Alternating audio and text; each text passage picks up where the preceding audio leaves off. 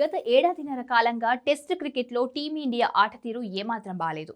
ముఖ్యంగా హెడ్ కోచ్గా గౌతమ్ గంభీర్ బాధ్యతలు చేపట్టిన తర్వాత పలు ఘోర పరాజయాలు ఎదుర్కోవాల్సి వచ్చింది. పరిమిత ఓవర్ల ఫార్మాట్లో అద్భుత ఫలితాలు సాధిస్తున్న గంభీర్ రెడ్ బాల్ క్రికెట్లో మాత్రం పేలవ ఫలితాలను ఎదుర్కొన్నాడు.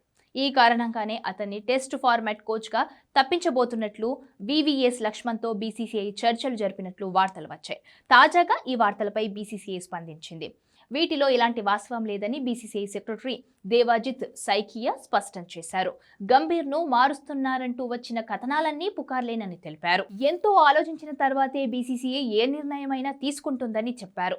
కాంట్రాక్ట్ ప్రకారమే గంభీర్ కోచ్గా కొనసాగుతారని వెల్లడించారు. 2027 వన్డే ప్రపంచ కప్ వరకు గంభీర్తో కాంట్రాక్ట్ ఉందని, అప్పటి వరకు కోచ్ పదవిలో ఎలాంటి మార్పులుండవని సైకియా తేల్చి చెప్పారు. అసలు ఇలాంటి పుకార్లు ఎలా వస్తాయో అర్థం కావడం లేదని వ్యాఖ్యానించారు. ఇలాంటి పుకార్లు వచ్చినప్పుడు బీసీసీఐ నుంచి క్లారిటీ తీసుకొని ప్రచురించాలని సూచించారు. సైకియా స్టేట్మెంట్తో కోచ్గా గంభీర్ మార్పుపై వస్తున్న వార్తలకు తెరపడింది. కాగా గంభీర్ హెడ్ కోచ్గా బాధ్యతలు చేపట్టిన తర్వాత ఏడాది కాలంలో భారత్ సొంతగడ్డపైనే 2 సార్లు వైట్ వాష్ పరాభవానికి గురైంది. న్యూజిలాండ్ చేతిలో 0తో వైట్ వాష్ అయింది. అలాగే ఈ ఏడాది సౌత్ ఆఫ్రికా చేతిలో 0 ఓడిపోయింది. బార్డర్ గవాస్కర్ ట్రోఫీని సైతం చేజార్చుకుంది.